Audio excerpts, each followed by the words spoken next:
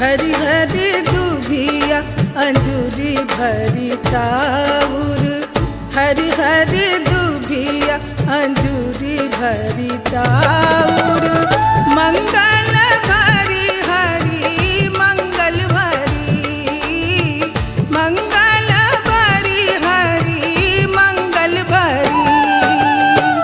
हरी हरी दूभिया अंजूरी भरी चाउर, हरी हरी दूभिया अंजूरी भरी चाउर, मंगल भरी हरी मंगल भरी, मंगल भरी हरी मंगल भरी।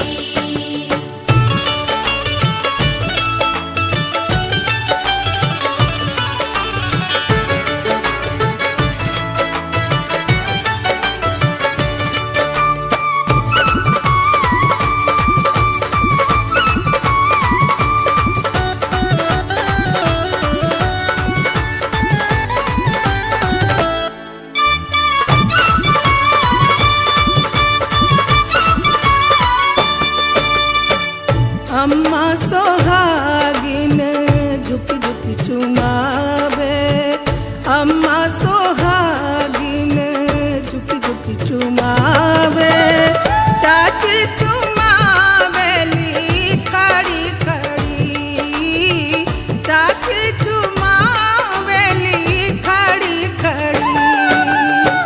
हरी हरी दूभिया अंजूरी भरी चाउर, हरी हरी दूभिया अंजूरी भरी चाउर, मंगल भरी हरी मंगल भरी, मंगल भरी हरी मंगल भरी।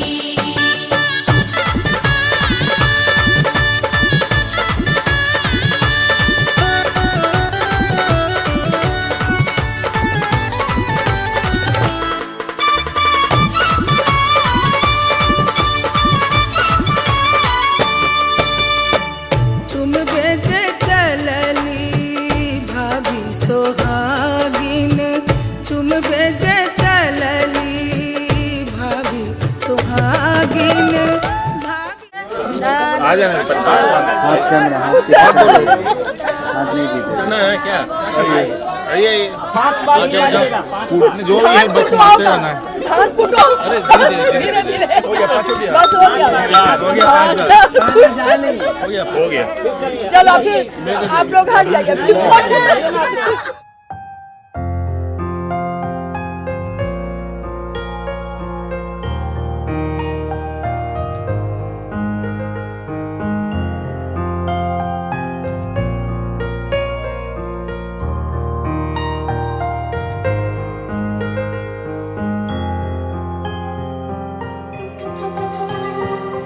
आजू जनकपुर में माड़ा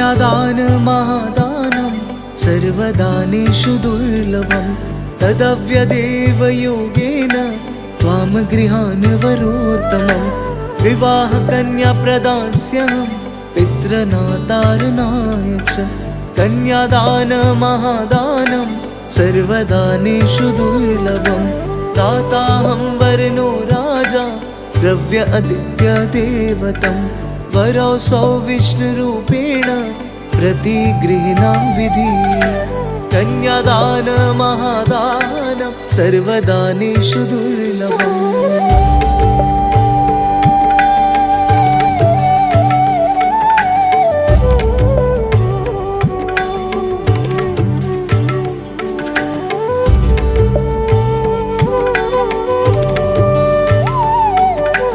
कन्यां कनकसम्पन्नां वस्त्राभयामेरुतां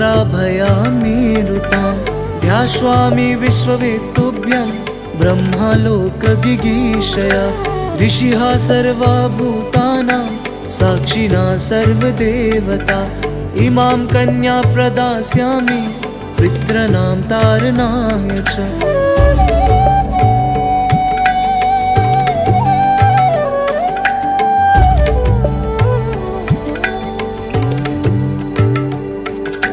दाताहं वर्णो राजा द्रव्य आदित्य देवतं वरौसौ विष्णुरूपेण प्रतिगृह्णां विधि कन्यादान महादानं सर्वदानेषु दुर्लभं तदव्यदेव योगेन त्वां गृहान् वरोत्तमम्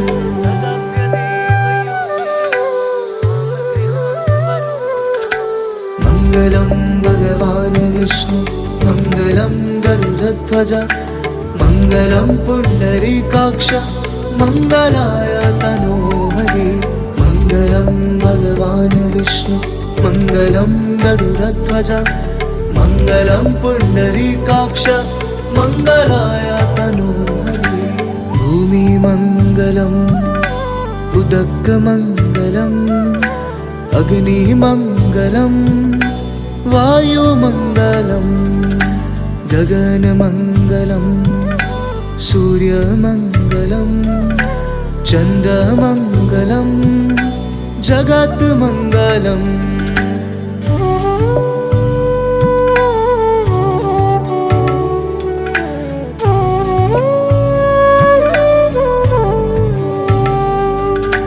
मङ्गलं भगवान् विष्णु मङ्गलं गरुडध्वज मङ्गलं पुण्डरीकाक्ष मङ्गलाय तनोहरि मङ्गलं भगवान् विष्णु मङ्गलं गरुडध्वज मङ्गलं पुण्डरीकाक्ष मङ्गलाय तनोहरि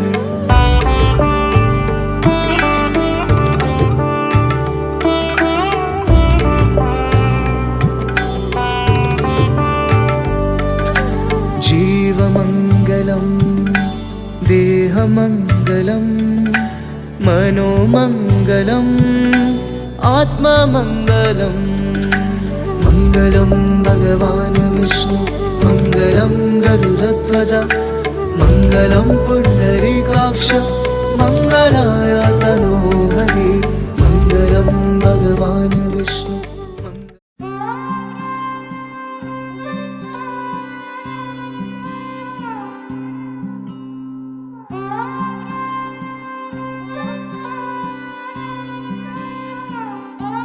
बबुआ हो बबुआ पहुना पहुना बबुआ हो बबुआ पहुना पहुना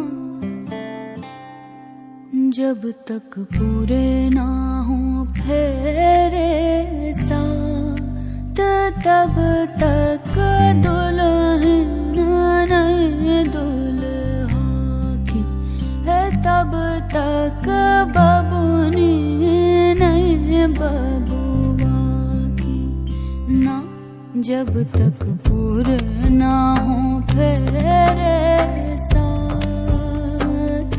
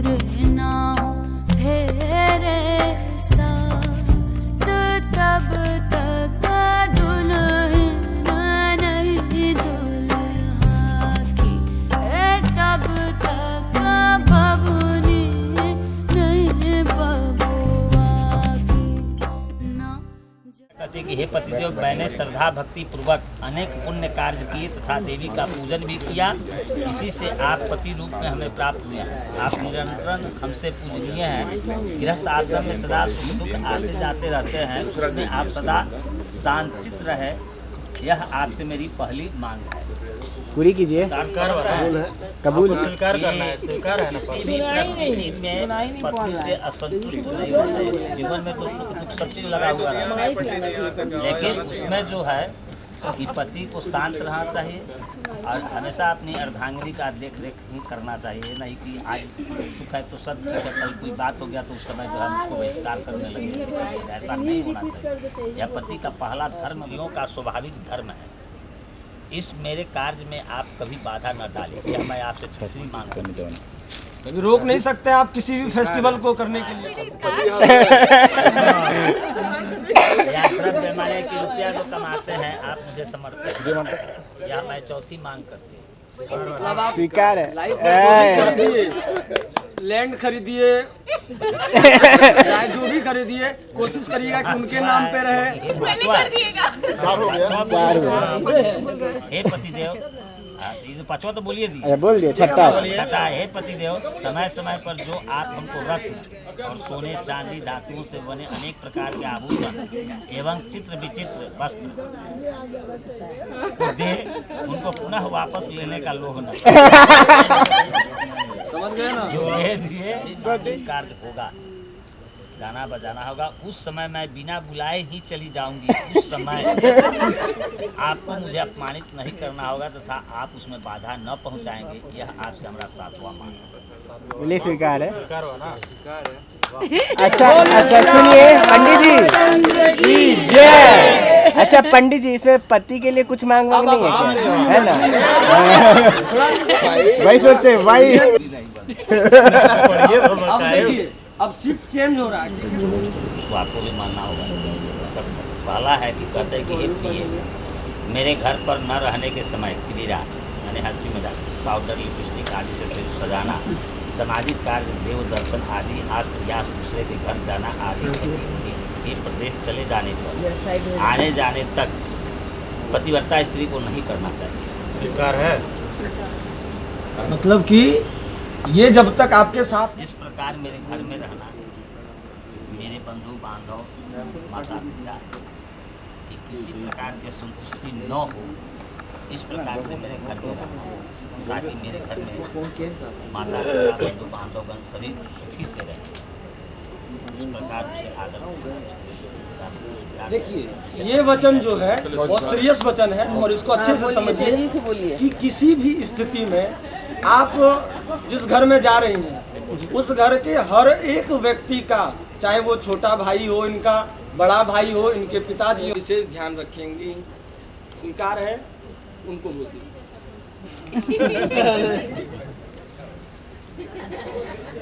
यथा भागम लाज होना कृष्ण। तीसरा पर है, कहते हैं कि हे प्रिय, मंत्र उच्चारण ध्रुव, अग्नि, भगवान विष्णु सभी को ब्राह्मणगण आदि सभी श्रेष्ठ को साक्षी मानकर मैं तुम्हें अपनी अर्धांगिनी वामांगिनी बनाई हूँ। इसलिए मेरे इस प्रकार के कार्य करना जिसमें मैं सदा संतुष्ट रहूँ।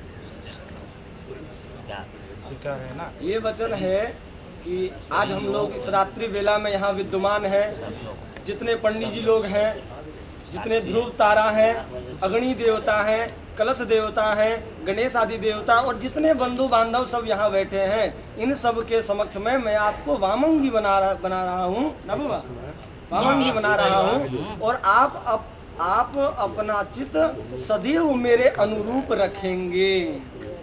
स्वीकार है? बहुत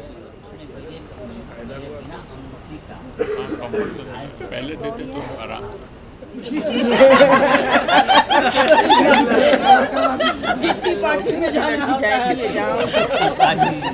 सनातन है। नहीं, तो आप ये वाला वचन मिटा दें। नहीं, रहने देते हैं। सनातन धर्म की जय।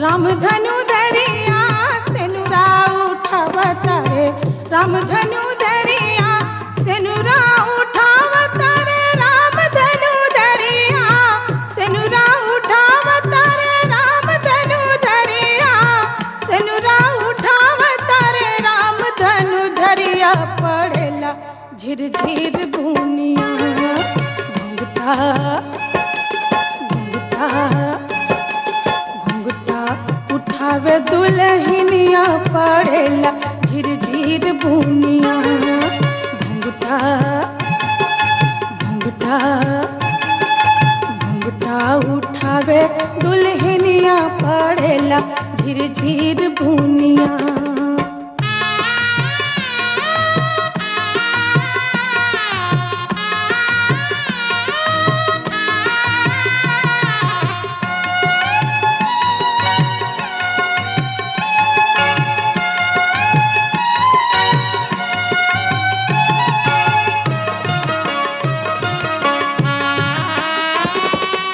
अयोध्या से अवतारे राम धनु धरिया अयोध्या से अवतारे राम धनु धरिया अयोध्या से अवतारे राम धनु धरिया अयोध्या से अवतारे राम धनु धरिया अयोध्या से अवतारे राम धनु धरिया पड़ेला झिर झिर भूनिया कोहबर से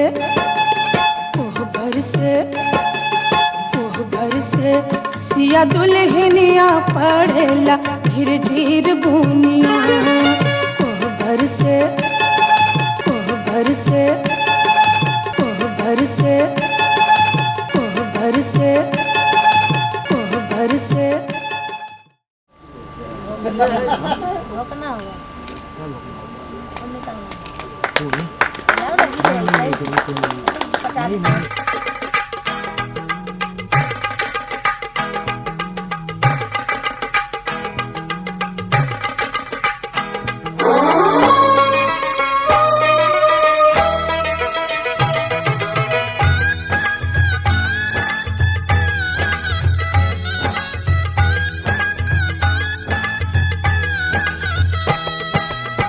दादी चुमा बहु सर्वस लुटाऊ रघु नंदन है दादी चुमा बहु सर्वस लुटाऊ रघु नंदन है ये दादी मन से आशीष सुना हो रघु नंदन है ये दादी मन से आशीष सुना हो रघु नंदन है।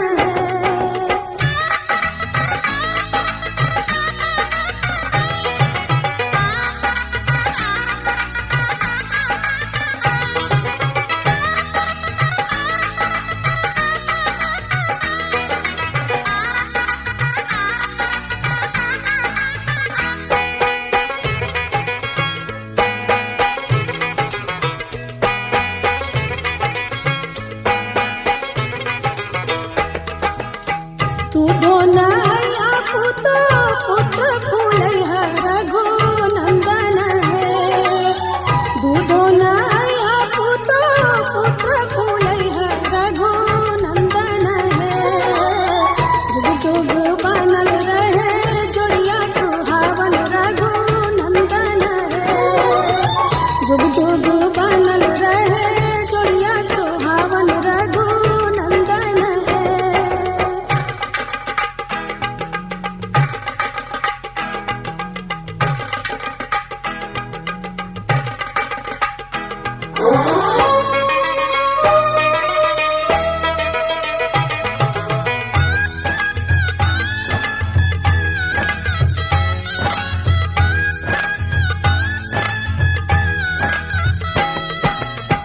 अम्मा चुमा बहु सर्वस लुटाऊ रघु नंदन है चाची चुमा बहु सर्वस लुटाऊ रघु नंदन है दिया अम्मा मन से आशीष सुना हो रघु नंदन है दिया चाची मन से आशीष सुना हो रघु नंदन है।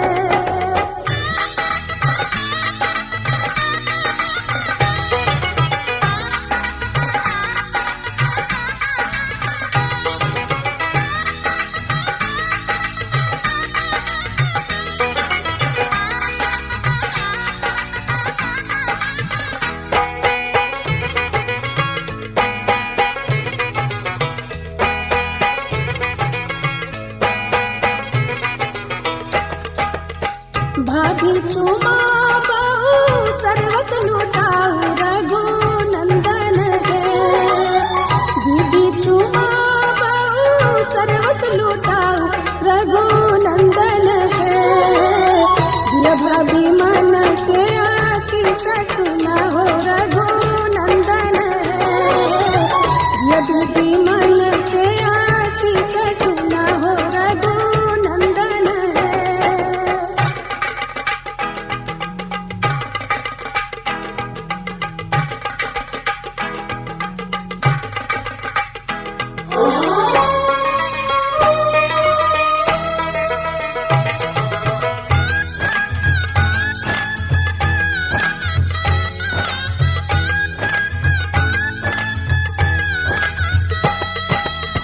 सुबह सुबह सुबह बोलो सुबह कनिया, सुबह सुबह सुबह बोलो सुबह कनिया। जबल गंगा और जमुनवा में रहे पनिया, जबल गंगा और जमुनवा में रहे पनिया। नैना चुरावे लुटावे सोनवा, आओ नैना चुरावे लुटावे सोनवा। जबल गंगा और जमुनवा में रहे पनिया, जबल गंगा और जमुनवा में रहे पनिया।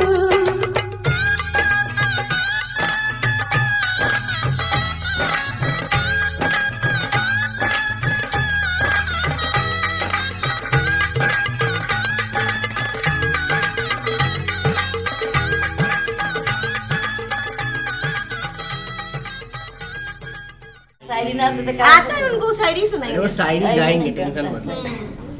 आप क्या रसम नहीं है बड़ी मम्मी, हम जो डिस्कस करें हम मेरा रहने दीजिए। शायरी नहीं है बात नहीं, टाइम है अभी भी। चद्दर का हम यहीं बैठ जाएंगे जल्दी। हेल्प कर दे याद शायरी। मेरे वर्ड्स पे मैं पक्की हूँ। मैंने वर्ड्स पे पक्की मैं हेल्प कर सकती। अरे वो अभी वो भी जाएगा, अभी देखो ना उसको नहीं भेजा दीदी के साथ तो बोलना, वो जीजाजी पार्टी बना हुआ है। और बड़ी मम्मी को और उनको भेजेंगे। तू ही मेरा इधर इधर एक मिनट। तू ही मेरी तकदीर है, बस एक ही लाइन था। मेरा कोई शायरी नहीं हुआ, शायरी सुनाओ भाई। अब लिखा हुआ यही है। शायरी भेजिए, एक लाइनर भेजिए। शायरी है, देखो सर्च कर लो ना। सर्च करके दिया ना। मैं क्यों सर्च करूँ, आप करो सर भाई आप जल्दी करो।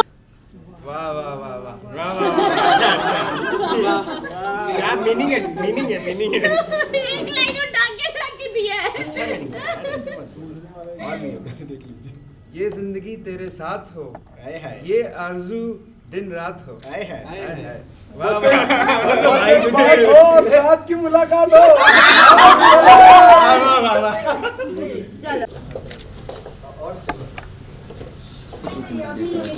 नहीं हमको हड़बड़ाहट नहीं, आराम से कीजिए। एक मिनट रुकिए ना, बबीता वो दो तो मिठाई।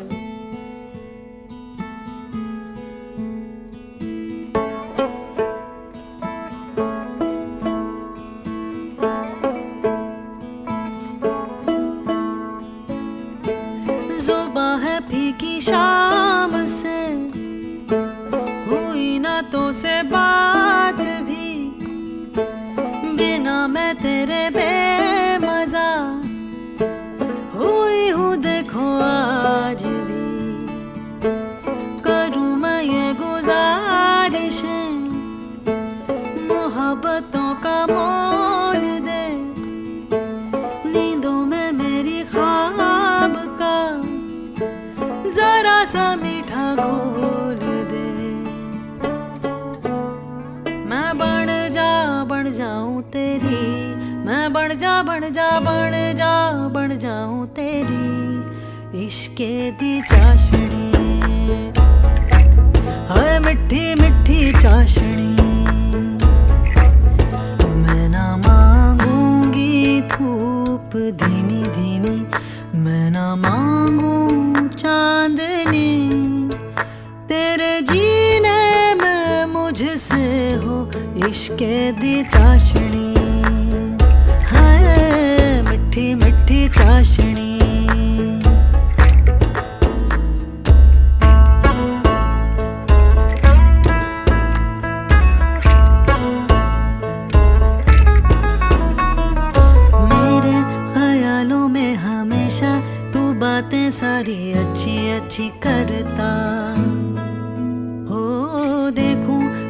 सुबह जो तुझे तो सारा दिन अच्छा है गुजरता, ये कैसी तेरी आरज़ू।